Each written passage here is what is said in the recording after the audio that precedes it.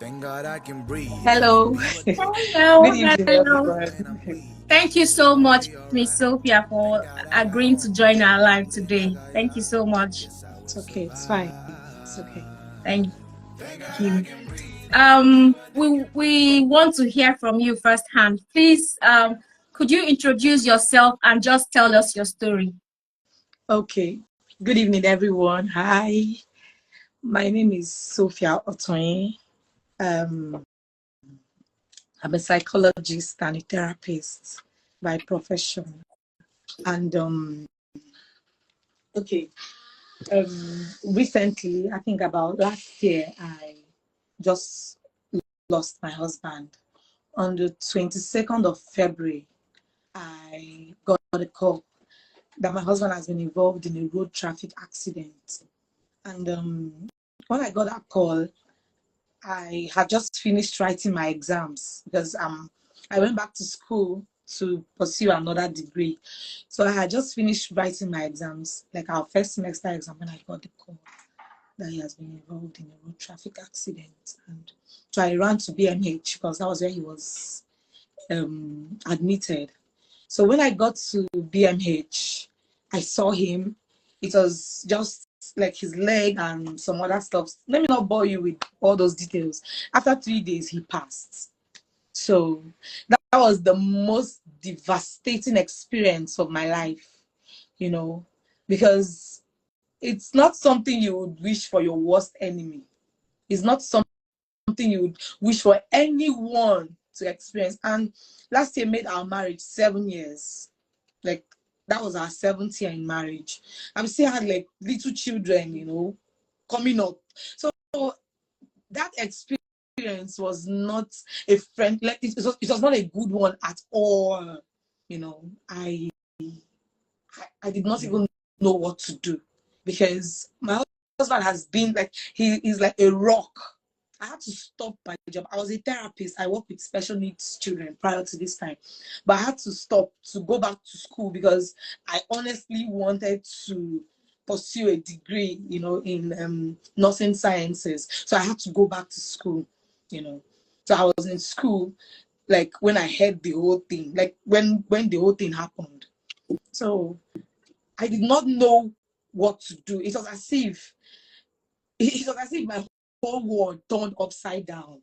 Like, it was as if I was just watching my life. When you don't even know what to do, like, I've stopped my job, I'm not working. This man is the one that is doing 100% of everything. And they are calling me to tell me he had an accident. I've not digested that one. And then the next thing I saw was that, he's dead. That morning he died, I did not know whether to go front or to come back. I was so devastated. My mind just kept telling me things, like telling me things to do that were so harmful. I just had to, like, in fact, at a point, as that stuff happened, I was just running to the road. My mind just told me, run to the road. I was just running to the road. Where are you going to? I don't know. And it was around 3 a.m. that this thing happened. So I had called my friend and told her, my husband is not breathing again. I don't know what is going on. And they were like, we are coming. So they came that day. They were like, they got there. As they got there, they saw me running outside. She held me down. And then I started crying. Like, I lost it totally. So this is something that most times when I look back, as I'm saying it, is as if, it's just yesterday it happened. Like, the whole picture is still in my mind. It's still in my head. It's still, like, I can, as I'm saying it, I'm just watching everything play out, So that is how I became a widow. Just like that. And the funny part, the person that hit him till today, I don't know if he's a human being or if it's an animal. The person hit him and ran away. And it's well. It's really well.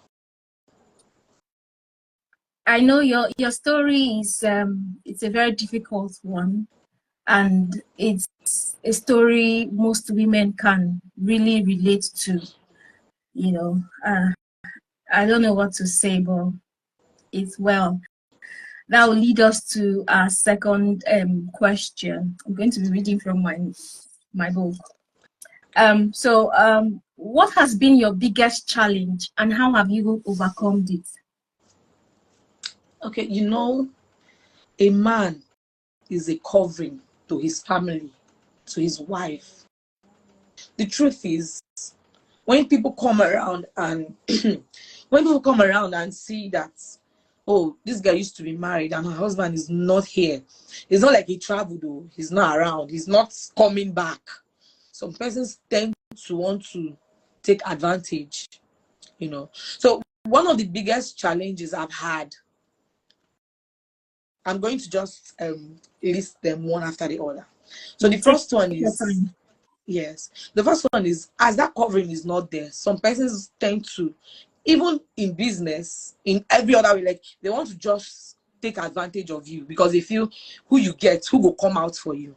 You understand? They want to come out and act up. They want to come out and behave anyhow to you. In fact, some persons that ordinarily wouldn't talk to you would want to come and tell you things like insulting things, downgrading things, you know.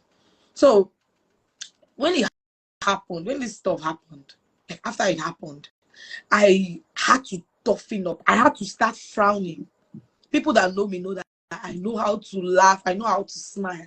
But because of the fact that I knew that so many people would want to, because I've experienced like one or two persons trying to, misbehave around me. I had to toughen up. I had to frown. Sometimes I'll frown. People that I know that normally I relate to it because I know that they will not talk, no, they will not say rubbish because my husband is going to come and defend me. But right now I know that they have made one or two moves. So I have to be very careful. So sometimes they talk to me and I frown. Sometimes I go to that environment or wherever and I frown my face. You understand? The truth is, I'm not who I used to be anymore. I'm not myself.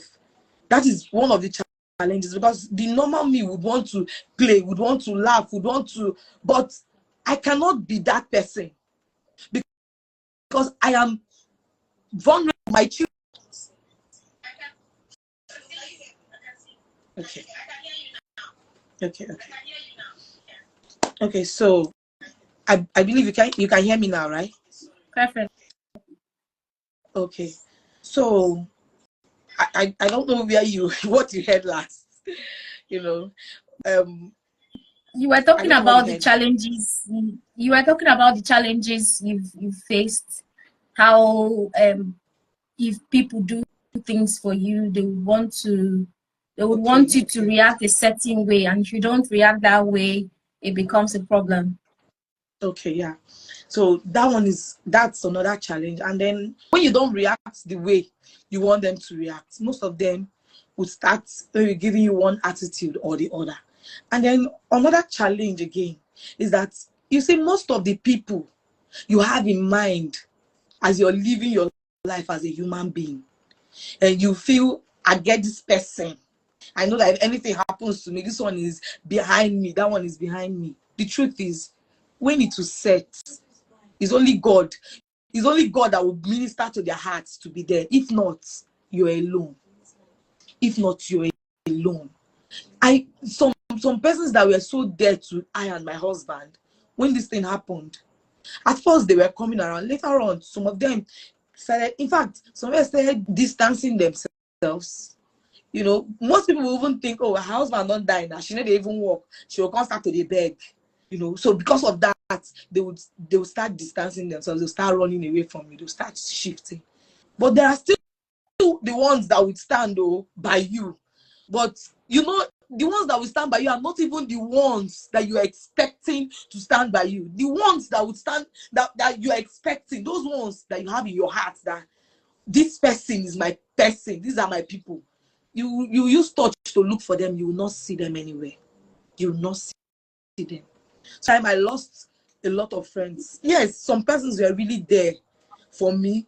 Some persons would call in the night. Some persons would do this, but some persons that were close to me that I even expected to hold my hands through this dark time, they were nowhere to be found.